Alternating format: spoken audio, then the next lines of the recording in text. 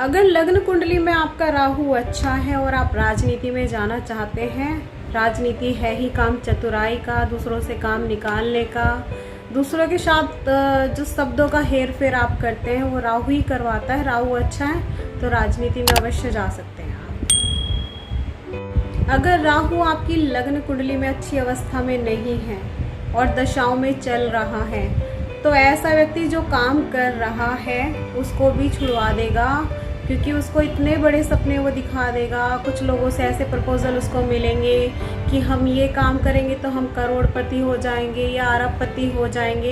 ऐसे में जो उसका फिक्स काम होता है ना, व्यक्ति उसको भी छोड़ देता है। और जब इसकी दशा चली जाती है तब व्यक्ति को रियलाइज़ होता है कि जो तू था वो वहाँ पे सही था और इतने बड़े सपने, क्योंकि रियलिटी को भूल के उसने सपने देखे थे, तो ऐसे में उसको धोखा ही मिलता है। क्योंकि राहु अच्छा नहीं तो धोखा मिलेगा ही। अगर राहु आपकी लगन कुंडली में अच्छी पोजीशन में है, अच्छे स्थान पर विराजमान है और अच्छे ही मित्रवत ग्रहों के साथ है, तो राहु क्या करता है, आपको बहुत ही अच्छी पोजीशन पे ले आता है और अचानक से आपको धन की प्राप्ति होगी। कहीं से ऐसे योग बन जाएंगे जहाँ से आप सोच नहीं सकते। कुछ लोग ऐसे होंगे जो अचानक से आपको मिलेंगे, अचानक से आपका हाथ पकड़ के आपको अचानक से ही तरक्की पर ले जाएंगे। ये जो घटनाएं अचानक से होती है राहु की दशा में और राहु के अच्छे होने पर बहुत ज़्यादा होती है। अगर आपकी लग्न कुंडली में राहु की दशा चल रही है, राहु ब्याहु है, विवाह का योग भी बनाता है, और अगर राहु की दशा में आपकी शादी हो जाती है तो देखा गया है मोस्टली कुंडलियों को शोध करके 90% व्यक्ति शादी के बाद 3 या 4 साल तक आपस में अंडरस्टैंडिंग को समझने के लिए संघर्ष करते रहते हैं। उनका जो रिश्ता है बहुत मुश्किल हो जाता है उसको संभालना। अगर लग्न कुंडली में राहु अपने मित्रवत मतलब अपने अच्छे जो उसके मित्र ग्रह हैं, जैसे शनि के साथ है, शुक्र के साथ है, तो ये आपको हमेशा अच्छा ही रिजल्ट देगा। और राहु की अगर लगन में विराजमान हो गया, मकर लगन या कुंभ लगन में, और शनि अच्छी युति में है उसके साथ, तो ऐसे में वो राजयोग का कारक बनाता है। आपको ऐसी ऊंचाइयों पर ले जाएगा जहाँ तक आपने नहीं सोचा होगा। राहु क्या है? राहु एक भ्रम है, एक परछाई है जो होती है पर आप उसको पकड़ नहीं पाते।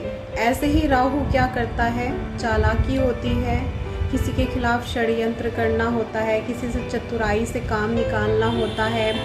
या राहु एक ऐसा चरित्र बना देता है व्यक्ति को जो बाहर से होता है, अंदर से व्यक्ति स्वयं नहीं होता।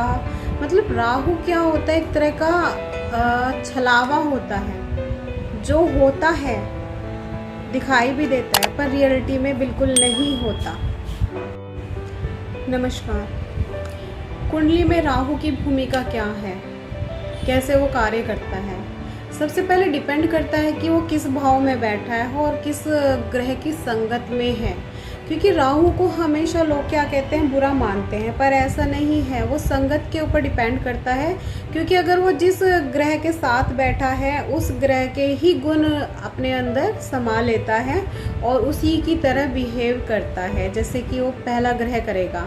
अगर ग्रह शुभ है जिसकी वो संगत में है तो आपको रिजल्ट हमेशा अच्छे ही पॉजिटिव नज़र आएंगे। बस ये देखना है कि वो राहु जो है किस कंडीशन में है, किस डिग्री पर है और किस तरीके से कार्य कर रहा है। और अगर वो अशुभ ग्रह की संगत में है तो फल जो होंगे उसके बहुत ही बुरे होंगे। नमस्कार, मैं आचार्य वंदना। ज़्यादातर कुंडलियों में देखा गया है कि लग्न कुंडली में अगर सप्तम भाव में केतु विराजमान है तो ऐसी स्थिति में आपसी संघर्ष जरूर रहता है, मिसअंडरस्टैंडिंग ज़रूर रहती है। पर अगर शोध जो करके देखा गया है कुंडली को, बहुत कम चांसेस होते हैं कि तलाक हो। पर ऐसी स्थिति में जीवन साथी के स्वास्थ्य को लेकर कई तरह की घटनाएं होती हैं। कई बार क्या होता है कि ऐसी शरीर पर जो है क्षति होती है कि व्यक्ति ना तो सीधा हो पाता है, ना उसका शरीर काम कर पाता है। और मोस्टली केस उसके पैर को लेकर देखे गए हैं जीवन साथी के। जय श्री राम। नमस्कार, मैं आचार्य वंदना। अगर आपकी लग्न कुंडली में सप्तम भाव में राहु विराजमान है तो ऐसी स्थिति में अगर वो अशुभ ग्रहों से भी पीड़ित हो रहा है, क्योंकि खुद एक अशुभ ग्रह है, अगर खुद पीड़ित है और अशुभ भी है, तो ऐसी स्थिति में व्यक्ति के 2 विवाह के योग बनते हैं। और अगर सप्तमेश भाग्येश में जाकर बैठा है, राहु सप्तम भाव में है ही, तो विवाह होना ही होना है। जय श्री राम।